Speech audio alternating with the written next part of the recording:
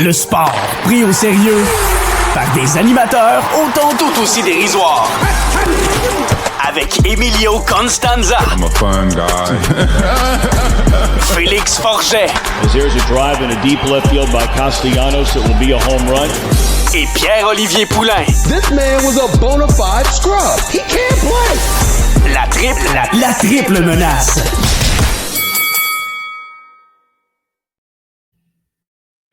La triple menace, édition entrevue. Les gars, aujourd'hui, on a une invitée très spéciale, comme à chaque fois, mais à chaque fois, on step notre game. Puis la raison pourquoi c'est si spécial, les gars, OK? On en a beaucoup parlé de ce sport dans le dernier mois, et avec raison. On a vécu des succès, on a certainement vécu une grande défaite, mais peut-être que, vous savez quoi? C'est juste le début de quelque chose. Notre invité du jour, si vous avez déjà allumé votre téléviseur, vous êtes rendu au réseau des sports, la seconde que vous voyez le nom baseball sur un programme d'RDS, il est là. Il est partout. C'est l'ambassadeur par excellence du baseball au Québec. Et c'est avec grand plaisir, les gars, qu'on accueille sur l'émission Marc Griffin. Bonjour, Marc. Hey, salut les boys! Yes! Écoute, Marc, première question qu'on va te lancer rapidement un peu. Est-ce que tu parles encore de baseball? Parce que je sens que depuis le mois de septembre, je pense que le mot baseball, surtout en Ontario aussi, puis même au Canada au grand complet, on a plus parlé de baseball que de hockey un peu. Est-ce que c'est à peu près le court moment de l'année où tu as plus parlé de baseball dans les dernières années? Ouais, c'est clair. La poussée des Blue Jays a fait en sorte que tout le pays était rassemblé derrière cette équipe-là. Puis là, c'est sûr que mon oncle, ma tante qui ne suit pas trop ça, ben soudainement, commence à suivre ça. Fait que c'est sûr que tu entends parler de ça partout, des gens. Combien de fois j'ai entendu des gens dire écoute, ma blonde ne suit pas ça, mais là, pas le choix. On a suivi les Blue Jays dans cette superbe, on va se le dire, les gars, superbe séquence, superbe série mondiale. Fait qu'effectivement, ça a été vraiment le fun. Puis c'est le fun parce que ça se continue, cette affaire-là. Là. Je veux dire, c'est terminé il y a un petit bout de temps, mais ça se poursuit quand même. Puis il n'y a plus vraiment de saison morte de toute façon au baseball. Il y a tellement d'actualités durant l'hiver. Oui, puis de mon côté, le match 7, autant de grandes que d'émotions négatives. Après le match, mon beau-père m'a texté, tu me diras ce que tu en penses aussi, mais lui a aussi vécu les expos. Il m'a dit, j'ai revécu de A à Z le Blue Monday. Écoute, il y a des drôles de ressemblances avec ce qui s'était passé avec Blue Monday. C'est cruel, le baseball. Autant que c'est palpitant, c'est le fun, mais il n'y a pas de cadran dans le sens que ça va jusqu'à temps qu'il y ait un gagnant, puis de finir ça de même. Tu sais quel numéro portait Rick Monday? Je ne sais pas si vous le savez, messieurs. On va aller voir ça. Quiz. Non, question quiz, c'est pas grave. Okay. Il portait le numéro 16. Quel uniforme porte le numéro de Will Smith? Le numéro 16. Ah, mon Dieu. Donc, un petit lien à faire, les gars, malheureusement. Mais effectivement, c'était extrêmement déchirant. Tu ne peux pas passer plus proche de remporter une série mondiale. C'était impossible. Tu étais à quelques centimètres près sur le jeu de Connor Falefa ou sur la balle frappée par Varsho ou même la balle attrapée par Paguez au chanson. Je veux dire, tu ne peux pas passer plus proche que ça. Écoute, je veux juste te poser une petite question très rapidement, OK? Puis on est entre nous autres, là. On est en net, là. Sur une échelle de 1 à 10, à quel point tu as passé proche d'aller chercher un billet pour le match 6 ou le match numéro 7 à Toronto? Écoute, moi, j'ai été privilégié, messieurs. Écoute, 13 des 15 dernières séries mondiales, j'ai été sur place. Là, malheureusement, le hasard a fait que c'était TVA Sport qui avait les droits de la série mondiale. Mais écoute, tout le monde veut voir ce genre de match. C'est la série mondiale que je voulais suivre. Mais par la force des choses, puis il fallait que je sois présent pour RDS, c'était correct. J'aurais aimé ça y aller. Là. J'aurais aimé ça que RDS dise écoute, Marc, tu t'en vas là. Mais on a décidé d'envoyer un journaliste, Daniel Richard, qui est excellent, soit dit en passant. Mais c'est correct. Je l'accepte. Là, j'ai honnêtement une petite frustration à un moment donné, là, mais là, je l'accepte. C'est correct, anyways, il y en aura plein. Il y aura beaucoup, beaucoup d'autres séries mondiales qui s'en viennent avec les Jays dans les années qui suivent. Marc, on est là pour discuter, bien sûr, de tout baseball, mais bien sûr de toi pour que nos éditeurs apprennent à te connaître. D'où ça a commencé cet amour pour le baseball et toi? Oh boy, hey, les gars, là, on revient dans les jeunes années. Ben, écoute, j'ai grandi avec 3 frères, donc 4 gars chez nous. L'époque où l'hiver, tu joues au hockey, l'été, tu joues au baseball. C'était pas mal ça. Puis d'écouter le baseball à la radio. Mon père écoutait le baseball à la radio, fait qu'inévitablement, tu écoutes ça. Puis là, la voix de Jacques, puis à l'époque, c'était Claude Raymond qui était l'analyste. Moi, j'écoutais ça, je tripais, on faisait, il n'y avait pas beaucoup de matchs à la télévision à l'époque. Puis là, j'écoutais, Gary Carter qui arrivait, puis André Dawson, puis c'était comme, wow, c'est ça. Alors, à un moment donné, je me suis retrouvé, moi, je viens de la région de Québec, fait que je me suis retrouvé à Montréal pour un match des Expos au Stade olympique, puis honnêtement, là, c'est drôle, ironiquement, je déteste le Stade olympique pour le baseball, mais à l'époque, quand je suis rentré, c'était tellement vaste, c'était tellement wow. Je pouvais voir Gary Carter et son sourire en vrai. Ça a cliqué. Ça a cliqué à ce moment-là. J'étais un grand amateur de hockey aussi. Là, j'ai joué au hockey compétitif, tout ça, mais le baseball m'a toujours attiré un peu plus. Mais le problème, les gars, c'est que je n'étais pas super bon au baseball. Je n'étais pas mauvais, mais je n'étais pas dans l'élite. La première fois que j'ai fait du 2 lettres au baseball, c'est ma 2e année Bantam. J'étais comme un petit peu un late bloomer, mais je tripais tellement. Avec mon bon chum, on se lançait à tous les jours. Puis à un moment donné, j'ai décidé d'en faire une carte. Décidé. Je me suis retrouvé au camp d'entraînement de l'équipe canadienne junior pour voir. Puis là, j'ai pu me comparer au reste du pays. Puis bon, ça a été le début d'une très, très belle carrière, mais ça a toujours été. Le baseball, il y a ce lien-là. C'est un sport qui est tellement différent. J'haïs ça, moi, quand les gens le comparent à un autre sport. Ah, là, OK, c'est plus vite. On est ailleurs complètement. La subtilité, le jeu d'échecs entre le lanceur et le frappeur. Qu'est-ce qu'il va me lancer? Moi, je pense qu'il va me lancer ici, puis lui, il pense que, puis de te trouver dans le rectangle des frappeurs, puis essayer de solutionner des tirs qui vont à 95 000 à l'heure, qui bougent. Écoute, c'est trippant. Puis tu parlais de Gary Carter, qui a probablement été un modèle pour toi, comme bien des jeunes au Québec à ce moment-là. Mais est-ce que Gary Carter, c'est vraiment le joueur qui était ton modèle, ou il y a d'autres joueurs qui ont vraiment été tes modèles, qui t'ont inspiré à poursuivre, d'aller plus loin au baseball et tout? Bonne question. Gary Carter m'a fait aimer le baseball par, évidemment son talent, ses habiletés, mais son sourire. Le gars, il avait l'air d'avoir du fun à jouer sur un terrain de balle. Mais Tim Raines a été probablement le joueur que je jouais le plus imiter. J'adorais André Dawson, évidemment, un grand physique, voltigeur de centre, mais Raines qui courait, qui volait des buts, qui frappait en ambidex, lui a vraiment eu une grande influence, en fait, sur moi pour le style de joueur que je suis devenu éventuellement. Certes, Tim Raines. Il y en a eu d'autres, évidemment.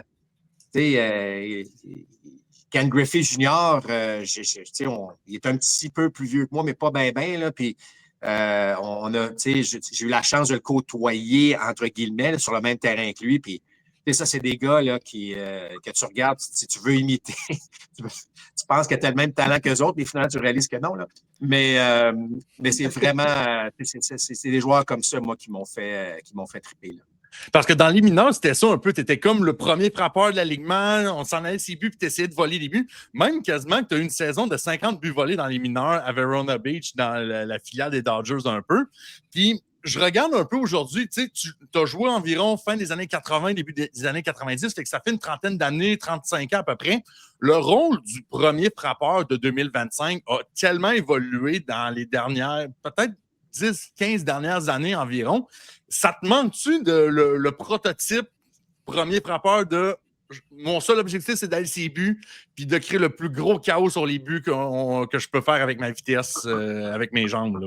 Oui, exact. Écoute, c'est vrai parce que à l'époque, là, les statistiques avancées, je dirais, là, Moneyball a changé bien des choses. OK? Le film Moneyball, pas le film, le livre, puis l'époque Moneyball. Là. Mais parce que, même moi, là, écoute, j'étais à la Ligue mineure, là, puis on me disait, puis je vais le dire en anglais, puis je vais le traduire après, mais on me disait, You're not gonna walk your way to the big leagues. Autrement dit, on ne valorisait pas tant le but sur balle. C'était comme, il faut que tu frappes. Montre que tu frappes, puis là, tu vas monter. Alors que quand Moneyball est sorti, là, on a valorisé le but sur balle. Pourquoi? Parce que c'est une présence sur les buts. Fait que moi, si j'avais entré là-dedans, j'en soutirais des buts sur balle. Mais je vais te dire une chose, moi, j'arrivais, là, puis moi, il fallait que je frappe un coup sûr, puis qu'effectivement, que je vole le but. Mais tu sais, si je rentre un petit peu plus Moneyball dans ma philosophie de jouer, ben c'est peut-être pas 50, mais c'est peut-être 65 buts volés. C'est peut-être 15, 20, 25 présences de plus sur les buts. Ta moyenne de présence sur les buts augmente. Moi, je vais vous dire, là, j'ai bien aimé lorsque le fameux OPS, on appelle ça MPP-RDS, mais le fameux OPS, qui est le On-Base Plus Slugging Percentage. Moi, j'ai adoré ça. Parce que vous savez, moi, comme tu l'as dit, j'étais un premier frappeur. Fait que moi, là, c'est pas le nombre de coups de circuit et de points produits qui est important. Moi, c'est de me rendre sur les buts, c'est le nombre de points marqués. Moi, là, il fallait que je marque des points. Là, j'arrivais dans des stades, là, puis ça disait, bon, Mark Griffin, il frappe 2,80, peu importe. 3 circuits, 25 points produits. Ouais, il n'est pas bon, lui. Tu comprends? Donc, alors que mon OPS était aussi bon que le 4e frappeur qui frappait 2,40, mais qui avait 14, 15, 16, 17 coups de circuit. Mais si dans le fond, l'OPS, il est venu faire en sorte que les joueurs de mon style à moi à l'époque pouvaient être aussi efficaces dans une équipe. Tu as besoin des gars comme moi qui se rendent sur les buts, qui volent des buts, pour que les gros cogneurs viennent te faire rentrer par la suite dans le sport d'équipe. Fait que moi, ça, c'est des statistiques, mais on n'avait pas ça à mon époque. On avait encore la moyenne. Bon, alors on ne mettait pas l'accent là-dessus, mais le baseball évolue, puis c'est pour ça qu'aujourd'hui, ton premier frappeur, on pense à Shohei Ohtani, on pense à Kyle Schwarber, évidemment, ils ont de la puissance énorme, mais c'est vraiment parce qu'ils sont constamment sur les buts qu'on les met premier frappeur. Et c'est logique parce que vous savez, les gars, sur une saison de 162 matchs, si tu frappes premier ou tu frappes, mettons, 5e dans le rôle offensif, là, c'est 100 quelques présences de plus au bâton sur une longue saison.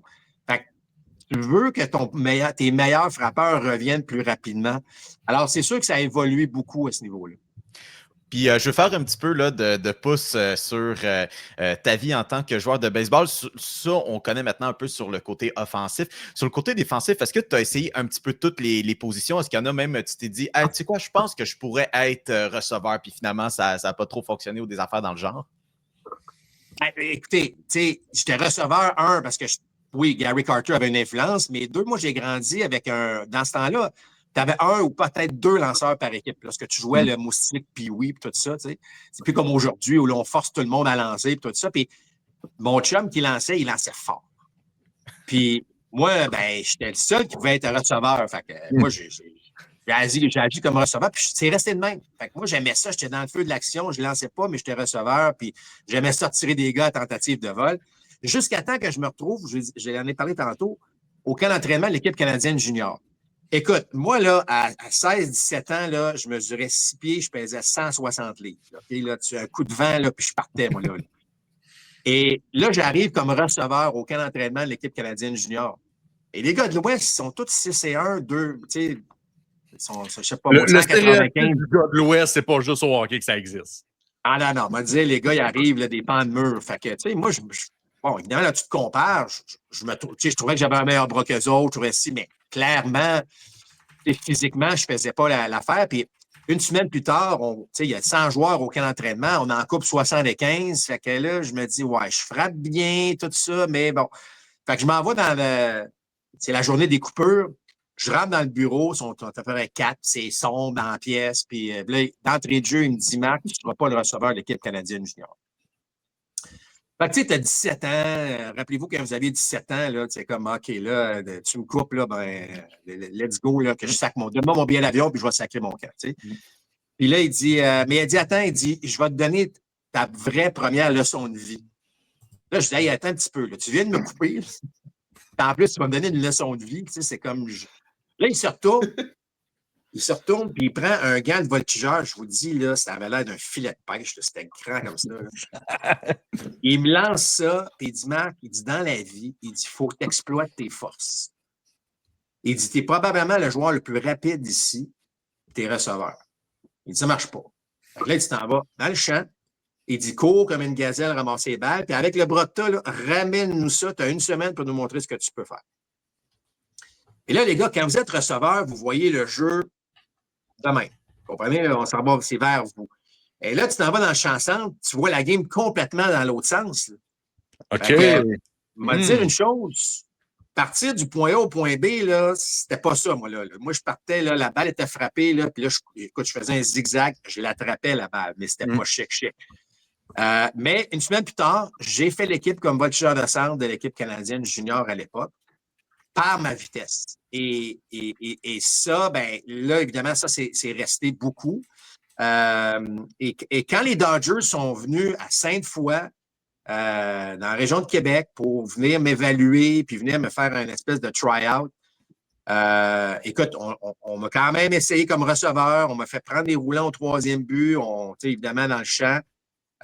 J'ai signé mon contrat, puis quand je suis arrivé avec les Dodgers, ils m'ont dit, toi, là, c'est au champ centre et rien d'autre. Alors, de tous les matchs que j'ai joué 99% de mes matchs comme voltigeur de centre, peut-être jouer une coupe au champ droit, une coupe au champ gauche, mais ça a été vraiment ma position lorsque je me suis rendu là. Donc, tout ça pour dire que cette journée-là, lorsque le coach me dit « Aujourd'hui, tu vas apprendre une leçon de vie, tu vas exploiter tes forces dans la vie », je vous dis, ça a été probablement une des phrases les plus puissantes que j'ai reçues parce que c'est quelque chose que j'utilise encore aujourd'hui. Et, tu sais, puis je dis aux jeunes, puis quand j'ai écrit un livre, puis je fais des conférences, je leur dis tout le temps ça, je dis, écoute, dans la vie, là, si tu peux exploiter tes forces, non seulement, tu sais, comme j'en ai fait une carrière éventuellement, c'est comme quand j'ai décidé de passer de joueur à, j'ai pris ma retraite de joueur à commentateur, la première chose que je me suis dit, c'est, bon, quelles sont mes forces?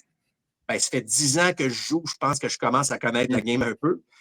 Puis tout le monde me disait que je m'exprimais pas pire. Fait que je suis allé prendre le cours à ProMédia, puis j'ai combiné deux forces. Puis ça fait 30 ans que je suis analyste. Fait que dans le fond, tu étais le Kenny Lofton québécois avant Kenny Lofton. Ben écoute, si tu me compares à Kenny Lofton, je vais être bien heureux. Mais c'est ça. C'est drôle parce que j'étais considéré comme un joueur qui avait de la puissance, comme quand j'étais avec l'équipe canadienne. Puis là, je me suis retrouvé avec les Dodgers, puis j'avais un petit peu un uppercut dans mon élan. Un uppercut, ça veut dire que je soulevais la balle. J'étais un peu avant mon temps. Tu sais, le launch angle, là, je l'avais un petit peu. Mais on me l'a enlevé parce que moi, on voulait que je frappe des balles au sol au champ gauche. Ah ouais, court. Puis je me suis... Écoute, les gars, je suis pas mal plus vieux que vous autres, mais Brett Butler. Butler est un premier frappeur. Puis les Dodgers, à ce moment-là, c'était lui le premier frappeur. Écoute, une fois sur trois, il essayait un bunt. Il frappait tout le temps la balle. Fait que les Dodgers me voyaient comme le substitut de Brett Butler. Fait que c'était super parce que là, il y avait un plan pour tout. Il y avait un plan pour moi, mais en même temps, moi, c'est pas le style que j'aimais. Je dis pas que je suis allé frapper 25 circuits, pas du tout. Mais je me considérais plus comme un frappeur, ce qu'on appelle gap-to-gap. Un gars qui va frapper des doubles, des triples. Là, j'étais devenu un petit peu une espèce de frappeur de 5. C'était correct parce que je volais le deuxième, fait que ça faisait comme un double, mais j'aurais quand même aimé ça exploiter un petit peu plus la certaine puissance que je peux avoir. Je suis curieux là-dessus, d'ailleurs, Marc. Chez les jeunes, là, le sentiment d'un premier coup de circuit, toi, comment tu as vécu ça, ton premier circuit, la première fois que tu dis « Wow, hey, elle est rendue de l'autre bord du parc ». Honnêtement, là, pour avoir fait beaucoup de sport dans ma vie, là, c'est probablement le plus beau feeling qu'il y a. N'oubliez pas, la balle est ronde, le bâton est rond. Il faut que tu frappes, il n'y a aucune vibration. Tu sais, quand tu frappes un circuit, là, que ce soit un bâton de bois, un bâton d'aluminium, peu importe, tu frappes une balle sur le nez, il n'y a pas de vibration. Tu le sais, tu l'as connecté comme du monde, puis là, tu la vois partir. Regarde, puis tu sais, que tu le fasses pee-wee, bantam, midget, pro, peu importe, junior, élite, c'est le fun. C'est vraiment, probablement là, que c'est une des grandes raisons pour laquelle il y a plein de jeunes qui jouent au baseball puis qui veulent jouer au baseball. Et tu veux frapper cette balle-là qui s'en va dans les estrades. J'ai été chanceux, les gars. J'en ai frappé quand même, une coupe ici et là. Mais lorsque je suis devenu commentateur, surtout lorsque Philippe Allou était le gérant des expos, souvent, il y avait des frappeurs qui allaient frapper beaucoup plus tôt que l'exercice au bâton original, donc vers 2 heures l'après-midi. Moi, je disais tout le temps, si vous avez besoin d'un gars qui attrape les balles, je suis là. Moi, je voyage avec l'équipe. Fait que j'attrape les balles. Mais souvent, les gars disent, OK, ben Marc, viens-nous prendre 4-5 swings, tu sais. Fait que là, fait que des circuits dans un exercice au bâton, évidemment. Là. Mais j'en ai quand même frappé au Yankee Stadium, à l'ancien Yankee Stadium, ou à des endroits comme ça. Mais juste voir la balle frapper, tu vois la balle qui part, puis qu'elle tombe au balcon du Yankee Stadium, même s'il n'y a personne, les balles sont vides. Là. C'est vraiment cool. Écoute, moi, Marc, j'ai une question pour toi. Tu parlais des Dodgers qui sont venus te voir à Sainte-Foy. C'est l'équipe qui t'a donné ton premier contrat et tout. Puis d'ailleurs, félicitations pour tes 2 dernières séries mondiales. J'espère qu'ils t'ont envoyé ta bague pour ça. Mais écoute, plus sérieusement, c'est quand même les Dodgers qui sont venus te chercher au Québec à Sainte-Foy. Puis je sais que tu as fini par rejoindre les Expos, mais est-ce que en fait, ma question est en 2 volets, là. Est-ce qu'il y a une partie de toi qui était un peu déçue que ce ne soit pas les Expos qui t'aient dépisté en premier? Puis comment tu as vécu le fait d'éventuellement rejoindre l'organisation des Expos quelques années plus tard? Ben, écoute, moi, je voulais jouer pour les Expos. Moi, là, quand j'ai décidé j'étais joueur autonome à l'époque, là, les joueurs canadiens qui jouaient au Canada étaient des joueurs autonomes. On n'avait pas passé par le repêchage amateur. Alors, moi, je voulais signer pour les Expos. Les Expos m'ont offert la première offre que j'ai reçue, c'est de la part des Expos. Par la poste, imaginez. Là. Dans ce temps-là, il n'y a pas d'Internet, il ne passe pas rien. Je reçois une enveloppe par la poste avec un logo des Expos, j'ouvre ça, puis c'était une offre de contrat. C'était vraiment spécial, mais à l'époque, étant joueur autonome, il y a plusieurs équipes qui étaient intéressées à moi, dont les Blue Jays de Toronto, qui, eux, se sont déplacés à Québec, à 3 reprises d'ailleurs. Même Pat Gillick, qui était le grand Manitou de l'époque, qui était venu me voir jouer à Henri Cazot à Charlebourg. Écoute, donc j'avais des offres. Et les Dodgers sont arrivés sur le tard. Rapidement, je vous raconte l'histoire, c'est que moi, je partais avec l'équipe canadienne pour les Jeux olympiques, il y avait une date précise. Fait que là, idéalement, je voulais signer avant les Jeux. Il y avait une exception. À l'époque, là, les Jeux olympiques, c'était des joueurs amateurs à l'époque, mais c'était tous les choix de première ronde. L'équipe américaine, c'était tous les choix de première ronde. Mais le repêchage est en juin, puis les Jeux olympiques étaient en septembre.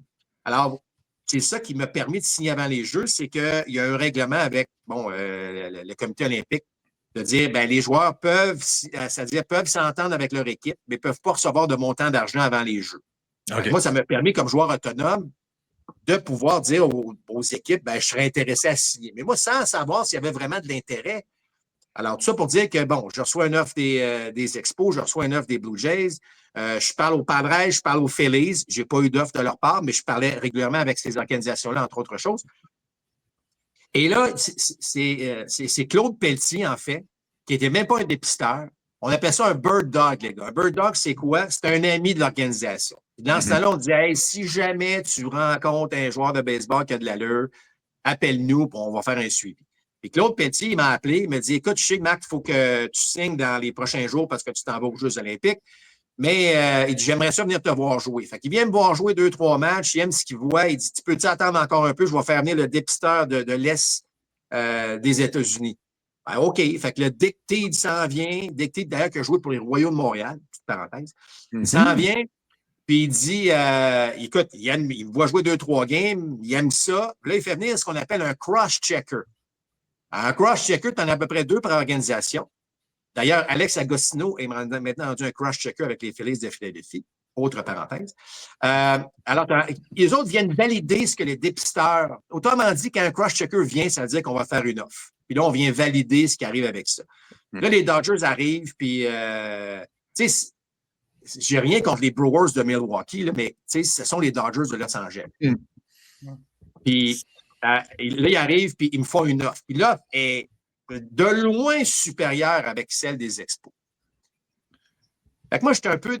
je ne suis pas déçu, évidemment. Tu comprendras que... C'est déchiré en 2 temps, vraiment. Mais là, je suis comme... Alors, mon père, qui agissait un petit peu comme mon agent à l'époque, parce qu'il n'y avait pas vraiment d'agent, puis tu sais, j'essayais de rester sain dans tout ça, il dit, écoute, on va le demander. On va demander voir... fait que Bill Stoneman, puis Claude Brochu, puis toute la patente. On essaie de voir est-ce qu'on est capable d'augmenter un petit peu, de se rapprocher. Moi, j'avais dit à mon père, moi-même, d'abord qu'il se rapproche. S'il se rapproche, on signe. Puis là, écoute, c'est tellement, tu sais, la vie, des fois, c'est drôlement fait. Finalement, les Expos disent, écoute, on va y réfléchir. Et là, je jouais dans le junior élite à l'époque. En fait, c'était l'ancienne Ligue junior majeure du Québec à l'époque. Puis là, toute la gang des Expos s'en vient à Québec pour me voir jouer. Puis à l'époque, on jouait au stade municipal de Québec, même si les Capitals l'ont fait revivre. Là, c'était à l'époque, on jouait un petit peu là-dedans. Hey, j'avais une séquence de 21 matchs avec coup sûr. Je frappais à peu près 500 dans la ligue, mais 0-4 cette journée-là. Juste pour vous. Mais là, Juste attends un pour petit peu. vous. Le lendemain, les Étoiles du Québec. Donc, on avait formé une équipe du Québec. On s'en allait jouer au stade olympique contre la filiale Jamestown, qui était la filiale recrue des Expos.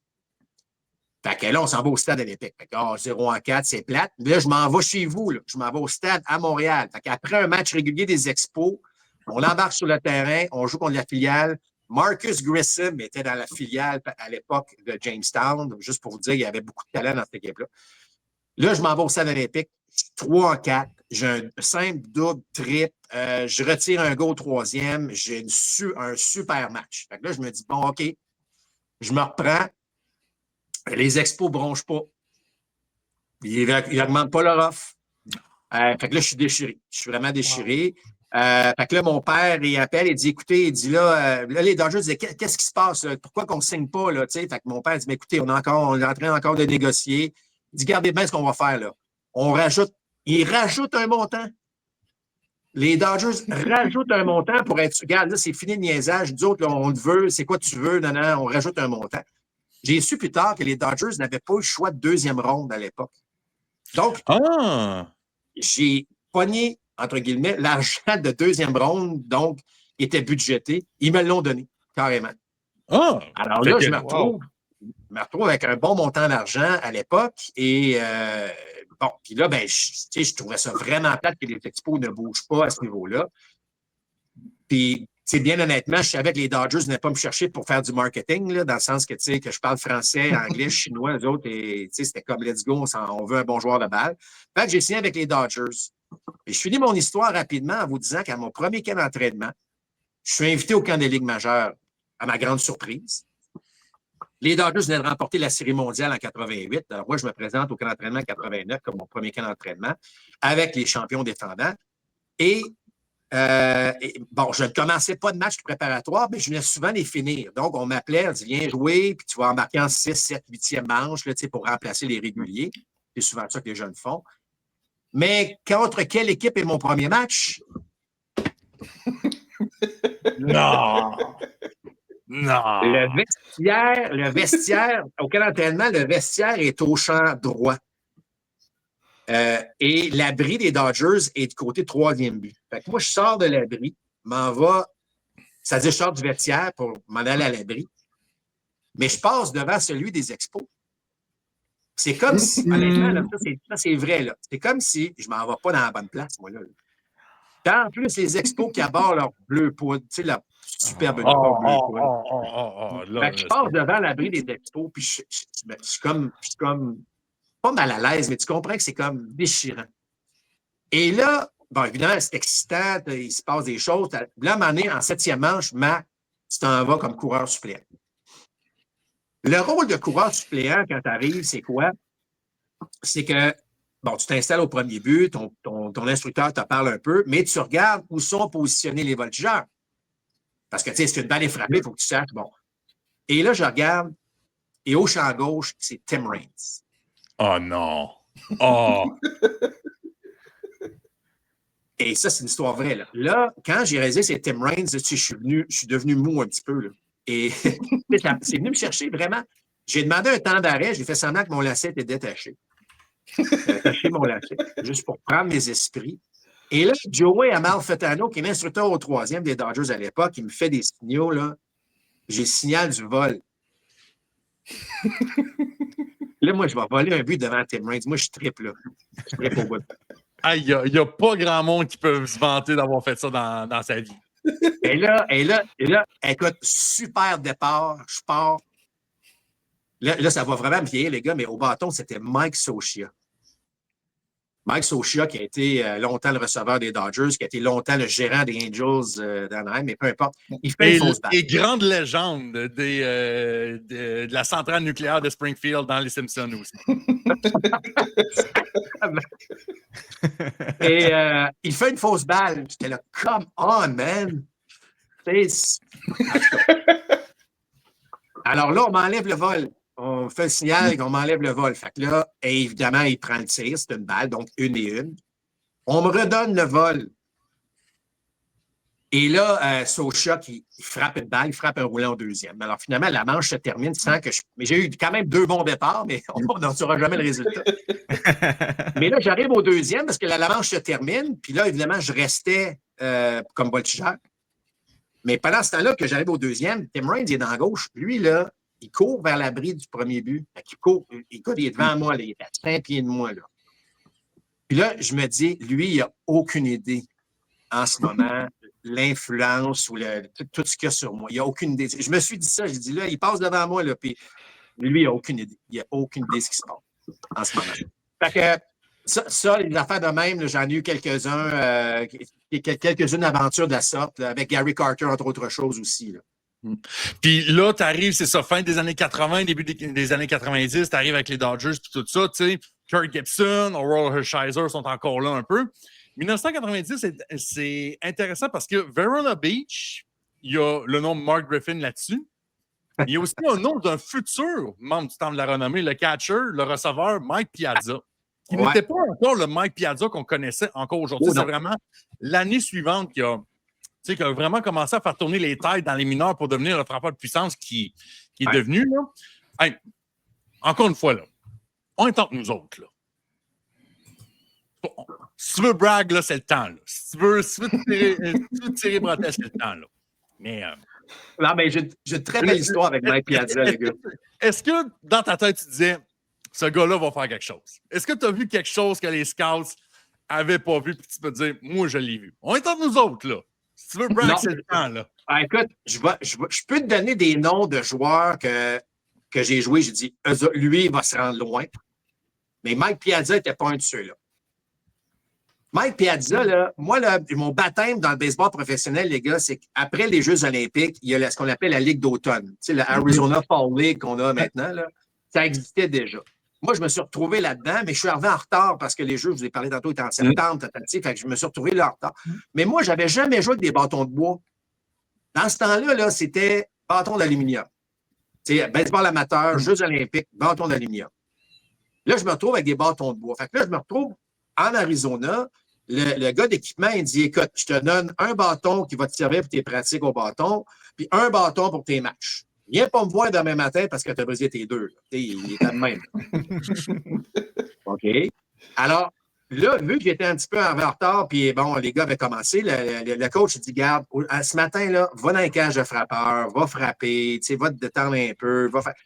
Parfait. Je me retrouve là. Il y a un autre frappeur, là. Il y a 4 cages. Il y en a 2 qui sont vides. Il y a moi qui en ai une, puis il y a un autre gars qui est l'autre bord. Fait que moi, je m'installe, puis j'essaie d'ajuster la machine, puis écoute, premier swing, pac, je casse mon bâton.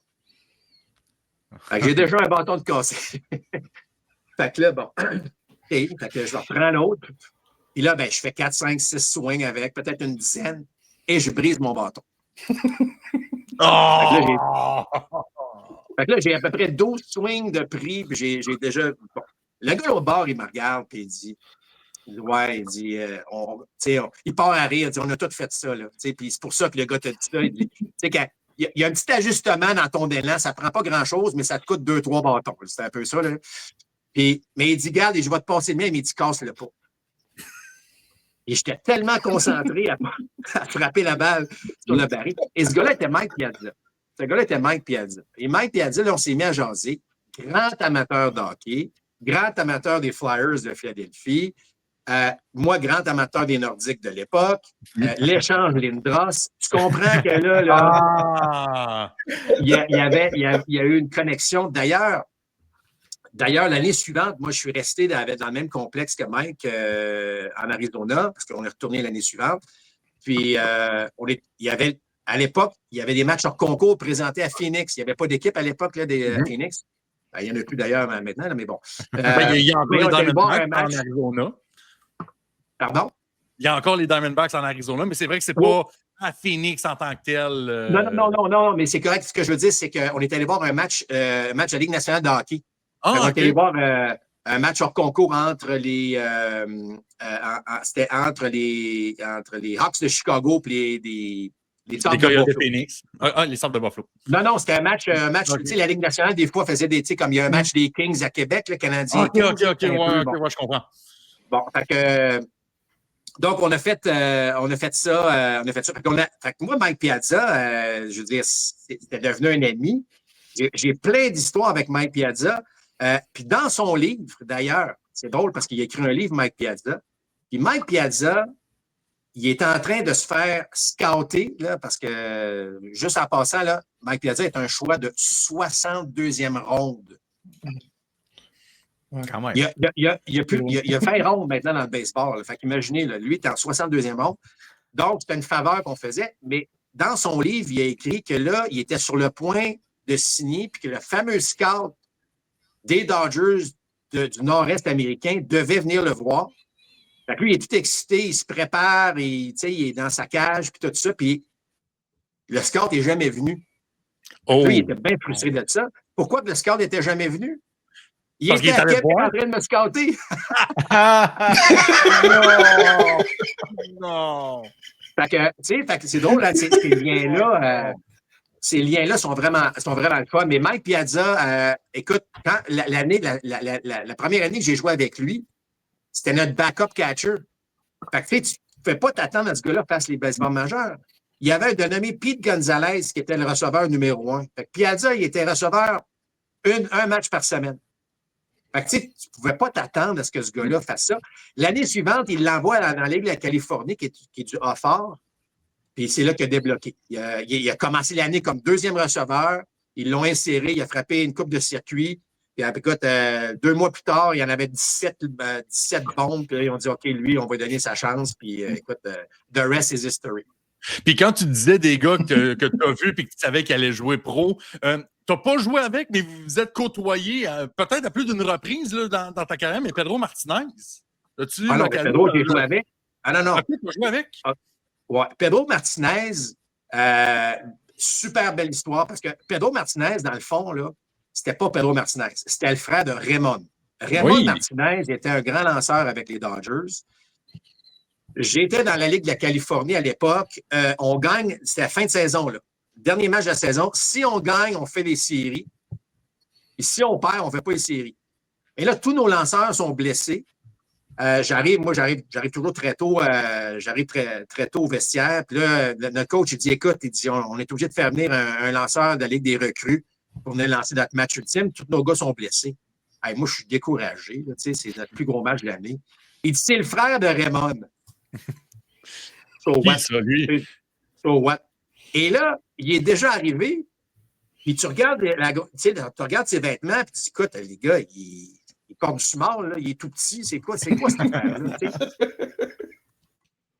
Et là, finalement, on rencontre Pedro qui était déjà dehors, super sympathique, vraiment sympathique, mais là, tu te dis, tu regardes son physique, tu dis, voyons donc, là, tu sais.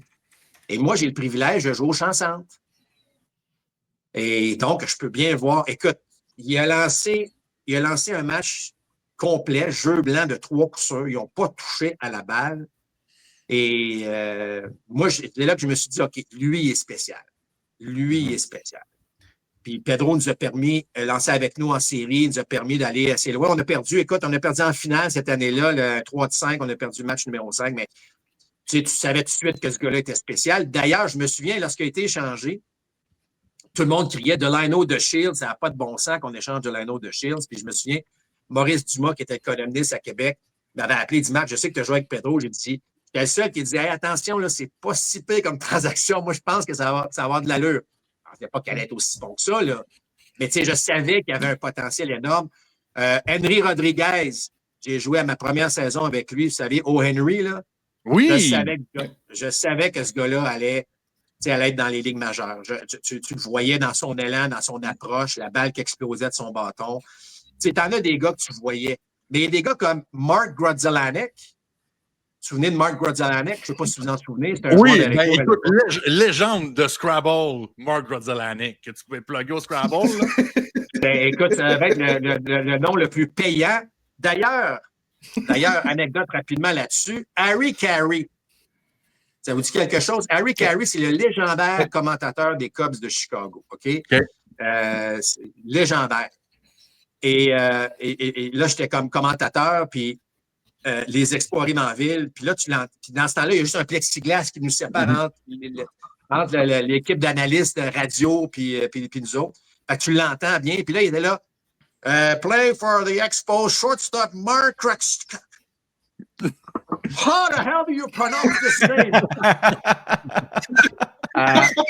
Non, mais Mark, j'ai joué avec, bon joueur, mais je ne m'attendais jamais à ce que ce gars-là fasse une carrière de 17 ans dans le baseball majeur. Donc, regarde, c'est ça. Il y a eu une occasion de le faire. Tu sais, Mike Lansing, qui était mon co-chambreur au camp d'entraînement en 93, puis qui frappait à peu près 115. Il allait nulle part, puis il fallait que je ramasse la petite cuillère, puis que finalement, il y a un appel dans la chambre, puis c'est Dan Duquette, il faut que tu ailles le voir. Lui, il pense qu'il est congédié. Là. Et il s'en va voir Dan Duquette avec Philippe Allou, puis il dit qu'est-ce qui. Et là, moi, j'attends pour voir, tu sais. Il revient dans la chambre, puis il dit qu'est-ce qu'il y a? Ben, il dit que tu ne devineras jamais. Delano de Shields, qui était avec les Expos à l'époque, il a pogné une petite maladie, il ne peut pas commencer la saison. Et Philippe Allou veut un gars qui est capable de pogner la balle au deuxième, ça ne te dérange pas si tu ne frappes pas bien. Fait qu'il commence l'année à Montréal. Fait que Mike Lansing, qui pense qu'il va se faire congédier, il va se faire remercier, se fait dire qu'il commence l'année à Montréal. Il a frappé à peu près 300, il faudrait que je revérifie, mais il a frappé à peu près 350 au mois d'avril. Il n'est jamais retourné dans les mineurs. Le rêve. D'après moi, je pense qu'il y a juste au baseball, tu peux avoir un changement de trajectoire de carrière aussi radical. Je pense qu'il y a juste au baseball, tu peux faire ça. Ben, écoute, des histoires comme ça, il y en a des tonnes. Comme tu as des histoires des gars, là, des choix de première ronde qui ont toutes les chances au monde de se faire valoir, mais qui ne sont pas capables d'amener ça ensemble. Fait que il s'en passe des choses dans la Ligue mineure au baseball, je peux vous le dire. C'est sûr. Hey, Marc, on est ici, bien sûr, pour parler de tout ce que tu as vécu. L'une des raisons aussi pourquoi on mentionnait en début d'émission comme quoi, bon, tu as beaucoup parlé de baseball certainement cet automne. Il y a aussi un certain documentaire sur Netflix là, qui est sorti, Qui a tué les Expos. Ben, vraiment, d'entrée de jeu, là, de devoir raconter cette histoire-là encore une fois parce que, bon, il n'y a pas grand-chose de nouveau qui a été appris, mais toi, comment tu vois ça? Est-ce qu'à chaque fois, ça réouvre une plaie ou est-ce qu'au contraire, en fait, c'est un mal nécessaire que de discuter de cette histoire-là? Écoute, lorsque j'ai terminé l'entrevue, c'est une entrevue qui a duré 2h30, 3h, même si ça n'a pas paru parce que ça... Gardez deux, trois segments. Le joie du montage!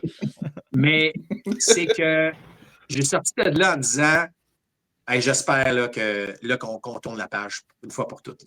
Tu sais, je veux dire, ça faisait 20 ans, c'était dur de le vivre à l'époque. Tu l'as raconté après 5 ans, après 10 ans. Puis là, à un moment donné, il y a comme eu pendant une dizaine d'années, c'est pas passé grand-chose. Puis là, ben, c'est de revivre ça. C'était pas cool.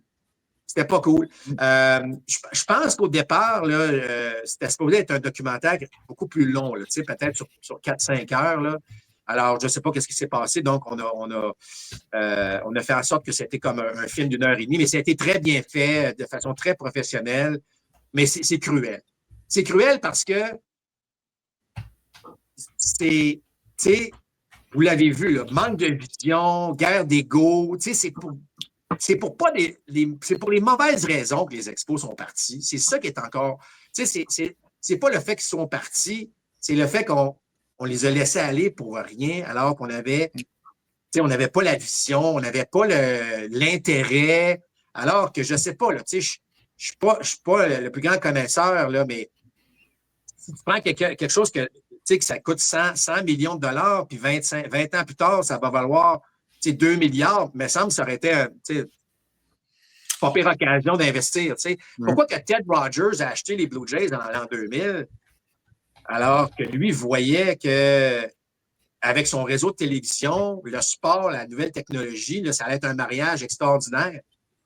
Et nous autres, pourquoi on ne l'a pas vu alors que là, aujourd'hui, les Blue Jays valent des milliards, Sportsnet va très bien, et nous autres, ben, on n'a rien fait avec ça. Fait que moi, c'est ça. À l'époque, je le voyais, mais tu es tellement trempé dedans, alors qu'aujourd'hui, tu réalises que ça n'a aucun sens, que personne imaginez les gars, là, en 98, là, on est entre nous autres, là, mais en 98, là, quelqu'un qui a 300 millions, là, tu vas me dire, 300 millions, c'est de l'argent, je suis d'accord, mais imagine, là, quelqu'un qui a 300 millions en 98, il achète et le Canadien et les Expos. Oh mon Dieu. Ouais. Ça vaut combien? Ça vaudrait 7 milliards aujourd'hui. Là. Ben, le Canadien, c'est quoi? C'est quasiment 5 milliards aujourd'hui. Juste le ça. Canadien en tant que tel. C'est ça. Alors, 5 milliards, mais si tu regardes la valeur des Rays, mettons, là, si on va bas, là, on est dans, mettons, près de 2 milliards pour une franchise. Fait qu'on est à 7 milliards. Mais bon, écoute, 300 millions, c'est de l'argent. Mais ce que je veux dire, c'est que je trouve ça triste qu'on n'ait pas fait le constat que la technologie, tu sais, moi, je pense que le plus grand, ben, je sais pas, je me demande si Charles Bronfman regrette d'avoir vendu. OK. Lui, ça peut être la conclusion qu'on peut tirer de ce documentaire-là. Ben, c'est-à-dire qu'il a vu la flambée des salaires, mais est-ce qu'il avait anticipé aussi la flambée des revenus? Ouais. Et moi, là, je vous dis, à voir ce qui se passe aujourd'hui, je ne sais pas. Peut-être qu'à l'époque, c'était un no-brainer pour lui, il fallait qu'il vende, mais je veux dire, lorsqu'il a vendu, malgré toute la bonne volonté de Claude Brochu, il n'y avait pas d'argent, Claude. Donc, c'est là que les expos, là, selon moi, là, c'est là que ça a fait très, très, très, très mal. Puis bon, là, aujourd'hui, tu vis ça quand même. Malgré tout ça, tout ce qui est passé, comment toi, tu vis ça maintenant de l'intérieur de quand même faire partie de comment on pourrait dire ça, comme du panel des expos, vous avez vos rassemblements, on peut voir aujourd'hui quand même de pouvoir quand même continuer de parler de ça pour tout ce qui s'est passé de bon. Tu as mentionné quand même les Tim Raines et André Dawson, les grands joueurs qui sont passés par là. Il y a quand même une bonne camaraderie entre les anciens expos? Ah, c'était extraordinaire. Tu sais, les Blue Jays parlent beaucoup de la famille, à quel point les joueurs étaient, bon, toute l'organisation semble avoir été unie dans ce magnifique passage des Blue Jays. Mais tu sais, les expos, c'était ça, là. C'était vraiment, puis tu sais, Perry G qui organise Expo Fest année après année à Montréal, tu sais, les joueurs qui viennent à Montréal, les gens qui assistent à ce gala-là, c'est extraordinaire. Il y a vraiment quelque chose de très, très fort. Tu sais, je parlais à Larry Walker l'année dernière lorsqu'il est venu, puis tu sais, il dit crème, il dit c'est unique ce qui s'est passé ici. Il y avait quelque chose de vraiment, vraiment, vraiment spécial. Puis tu sais, autant les employés que les joueurs. Là. Puis tu sais, aujourd'hui, là, tu disais, écoute, à Work for the Montreal Expos, tabarnouche, on t'ouvre des portes, là. Tu sais, il y avait vraiment un sentiment. Les expos avaient très bonne réputation. La ville avait très bonne réputation. La seule chose qui n'était pas bonne associée aux expos, c'était le stade olympique. Puis là, je vais aller plus précisément. C'était le tapis du stade olympique. Les joueurs détestaient jouer à Montréal à cause du tapis. Puis, tu sais, mais la ville, tu parles, tu sais, aujourd'hui, je vous dis tantôt, je voyage encore pour la Série mondiale. Je vois encore beaucoup de commentateurs de l'époque. Puis ils disaient tout, hey, ça nous manque tellement à Montréal ici. Tu sais, tous les joueurs de, ben pas tous, là, mais la grande majorité, ils venaient s'habiller à Montréal. Tu sais, l'argent canadien, les tailleurs, ça semble-t-il à Montréal. Fait que les joueurs qui devaient voyager en saute, là, ils attendaient de venir à Montréal pour s'acheter leur saute. Les joueurs des Mets de New York, ils achetaient leur Mercedes à Montréal.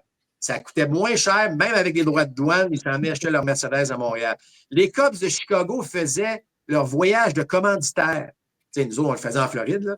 Mais eux autres le faisaient à Montréal. Eux autres, c'est l'Europe en Amérique, c'est extraordinaire. Fait ils s'en passaient plein d'affaires que les gens, bon, entre guillemets, ne voyaient pas, mais qui faisaient que Montréal était une destination très, très populaire à travers le baseball. Puis tu penses-tu que c'est possible éventuellement? Je sais que c'est la question que tu dois te faire poser tout le temps, là, mais penses-tu que un jour, c'est possible de voir un monde dans lequel les expos vont venir? Ben, écoute, je vais toujours garder un espoir. Tu sais, qu'il y a quelqu'un, quelque part, ou une entreprise qui se dit, regarde, nous, là, on embarque là-dedans. Tu sais, quelqu'un là, qui dit, on le fait. Je vais toujours regarder. C'est sûr que, tu sais, plus les années passent, les valeurs de franchise qui augmentent, les coûts de stade qui augmentent, tu te dis, tu sais, mais je vais quand même toujours garder ce petit espoir-là. Moi, je travaille présentement pour avoir, tu sais, j'aimerais ça qu'il y ait au moins des franchises de la Ligue Frontier dans la grande région de Montréal. OK. Tu sais, ce que les capitales de Québec ont fait était tout à fait extraordinaire. J'aimerais ça qu'on puisse... Tu sais, c'est pas normal que la grande région de Montréal, tu sais, qu'on n'ait pas une infrastructure, tu sais, qui pourrait amener une petite équipe professionnelle de 4-5 000, type de stade de 4-5 000.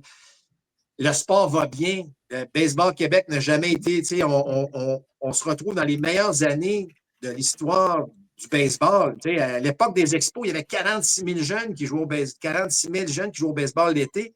Les expos sont partis en 2004. 2005-2006, on est tombé à 15 000.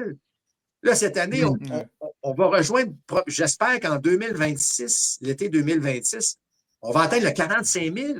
On va rattraper les meilleures années. Mais là, il manque d'infrastructures, il manque de ci, il manque de ça. Fait que le baseball, avec ce que les Blue Jays ont fait aussi, on a le vent dans les voiles. Alors, tu sais, c'est le fun de voir ça. C'est pour ça que je me dis qu'il y a des équipes professionnelles comme Québec, comme Trois-Rivières, ça serait le fun d'en avoir au moins une dans la grande région de Montréal. On est allé dans le passé, on est allé un peu dans le futur avec les expos aussi. On va aller maintenant dans le présent, là, parce que là, il y a beaucoup de choses qui se sont passées dans les dernières semaines, puis on n'en a pas parlé de nous autres dans le dernier épisode, parce qu'on voulait en jaser avec toi. Tu sais, maintenant, les Dodgers sont champions de la Série mondiale. Là, il y a eu les honneurs individuels qui se sont faits un peu. La question à 100 000 $, OK? Cal Raleigh ou Aaron Judge? Moi, j'ai toujours dit Cal Raleigh. Et sans rien enlever à... Quelqu'un qui connaît le baseball, enfin. Sans rien enlever à Aaron Judge. Là. Aaron Judge, là, il mérite. Pas de problème. J'adore Aaron Judge, d'ailleurs. Et les gars, un receveur.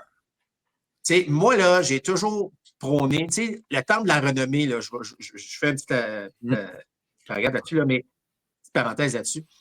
Mais on parle tout le temps des statistiques offensives. C'est tout le temps des statistiques offensives. À ce que je sache, le baseball, ça joue des deux côtés. Tu joues en défense et tu joues en attaque. Oui, tu as le frappeur de choix, mais là, on ne parle pas de frappeur de choix. Là. On parle de Judge qui joue la plupart du temps, puis de Cal Raleigh qui est receveur. Fait que de faire ce que Raleigh a fait, là, pas sûr qu'on va voir ça dans les prochaines années. Là. Un receveur qui frappe au-dessus de 60 petits circuits comme ça, c'est exceptionnel. Donc, moi, ça a été, depuis le début, c'était Cal Raleigh. Puis avec tout ça, bon, là, on a parlé des Blue Jays. Comment tu vois ça pour la suite des choses? Parce qu'il y a une grande conversation là avec le marché des joueurs autonomes. Bon, il y a la grande question Bo Bichette qui vient aussi, mais surtout, l'un des gros noms aussi sur le marché, Kyle Tucker. Peut-être qu'on se dit un petit peu, bon, l'équipe, l'une des deux équipes sera en finale, ou du moins l'équipe qui perd la finale, c'est l'équipe qui va avoir Kyle Tucker. Es-tu de cet avis-là? Ben, écoute, tu sais, pour les Blue Jays, si les Blue Jays réussissent à mettre sous contrat Kyle Tucker, ça veut peut-être dire que Bo Bichette ne sera pas de retour. Moi, je ne vois pas les deux nécessairement de retour. Il ne faut pas oublier que les Blue Jays, ils ont de l'argent, c'est un gros marché, mais ils avaient déjà la 5e plus haute masse salariale du baseball.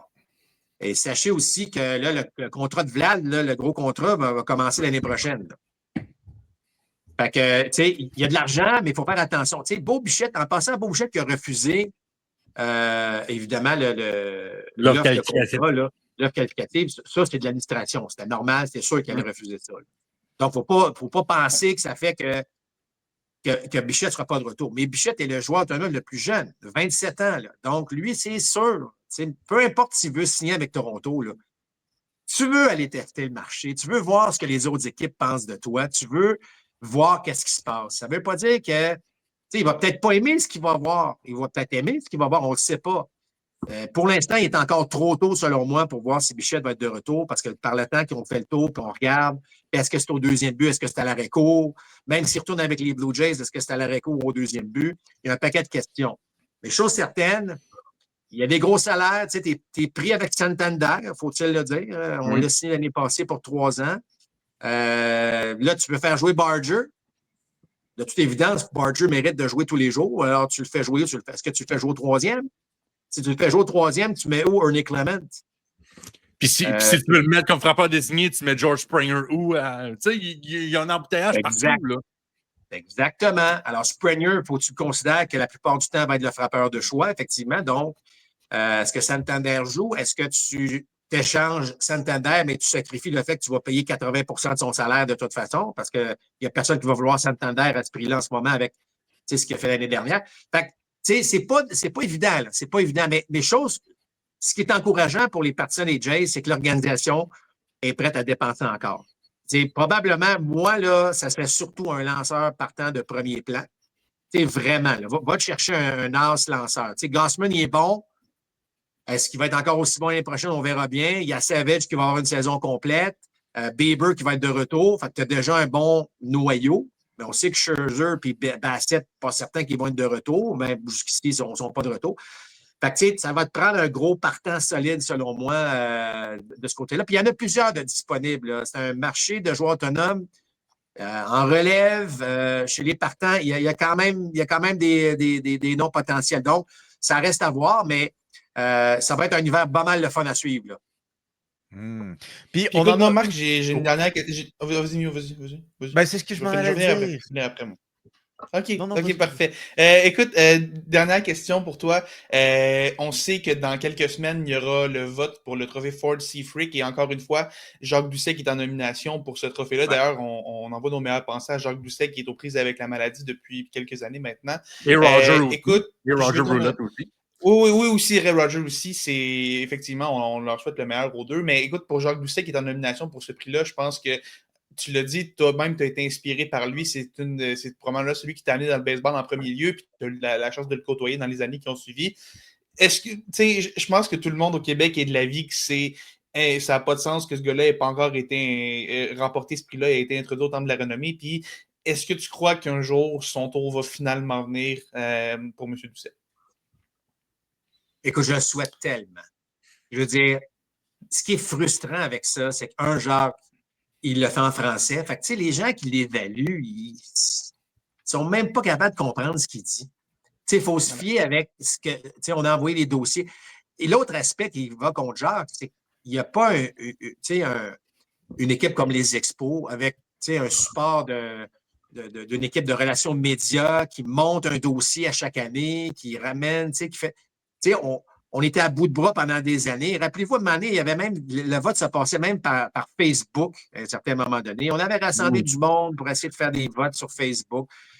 On est plusieurs à écrire. Moi, l'année passée, j'ai écrit un long texte, mais ça s'en va où? Est-ce qu'on le lit? Est-ce qu'on le fait? Mais chose certaine, on essaie de faire comprendre aux gens que Jacques Doucet, c'est pas juste de décrire des matchs qu'il a fait. Premièrement, il a francisé le sport. Il y avait des codes d'écoute avec. À l'époque, les gars, il y avait un réseau qui s'appelait le réseau Télémédia. Il y avait des stations partout au Québec qui est devenu Radio Média par la suite, qui est changé. Bon. Les fins de semaine, les gars, il y avait 1 million de codes d'écoute au Québec qui écoutaient le baseball à la radio. C'était incroyable. Dans ce temps-là, on était quoi, 5 millions d'habitants au Québec, peut-être à ce moment-là? C'était incroyable. C'était un peu ce que, tu sais, je veux dire, c'était tout le monde. L'été, là, sur le bord d'une piscine, dans le garage, au cabanon, n'importe quoi, tu entendais, tu avais toujours le son de la voix de Jacques Doucet là, qui rayonnait. Puis, je veux dire, puis il l'a fait pendant 33 ans. C'est pas qu'il l'a fait pendant juste 7-8 ans. Là. Donc, on a tellement essayé de faire valoir ça. Puis, tu sais, Jacques, je sais là, que c'est un ami personnel, évidemment. C'est sûr que sa santé est de moins en moins bonne, mais elle se maintient. Ça serait tellement le fun qu'il puisse le voir de son vivant. Là, évidemment, Jacques n'a pas fait ça pour ça, mais fait combien d'années qu'il est en nomination? C'est comme ça fait 12 ans là, qu'on on dit ah, voici, puis là, on y enlève son bonbon. C'est comme, come on, les gars. Là, alors, remarque que tous ceux qui remportent ce prix-là le méritent. C'est des gars qui ont des carrières extraordinaires, mais Jacques fait partie de ça. Il fait partie des gens qui devraient avoir ce prix-là. Ben écoute, Marc, merci énormément d'avoir passé la dernière heure avec nous. Encore une fois, Marc Griffin, ambassadeur, on va dire ça comme ça, du baseball au Québec. Peu importe qu'on ouvre la télé, qu'on ouvre Internet, peu importe, on tape le nom baseball et le nom de Marc Griffin sort. Marc, juste avant qu'on te laisse partir, tu es bien sûr très actif. Où est-ce que les gens peuvent te retrouver de manière générale? Bon, écoutez, j'ai aussi mon propre podcast avec Alain Usereau, Compte complet. Là, c'est vraiment sur l'actualité du baseball. Alors, allez sur le site comptecomplet.com. J'ai aussi mon propre site, griffin26.com. J'avais fait un site à l'époque parce que je faisais beaucoup de vidéos pour les entraîneurs puis des choses comme ça. Fait qu'à un moment donné, j'ai tout mis ça à un endroit parce que tout le monde cherchait. Fait que j'ai un site Internet. Puis si les gens ont trouvé ça le fun de ma petite histoire, ben j'ai aussi mon livre, Griffin 26, qui est disponible probablement en librairie pour le commander ou sur Amazon. Je ne sais pas si on doit faire de la pub pour Amazon, là, mais probablement pas, mais peu importe. Tout ça pour dire que, c'est ça. Fait que le livre raconte un peu là, les petites anecdotes que je vous ai parlé tantôt. Là, ça fait partie de ça. Bon, fantastique. Marc, merci beaucoup de nous avoir donné de ton temps. Et puis, on a déjà hâte à la prochaine saison de balle. Merci encore une fois. Merci, messieurs. C'était bien fun.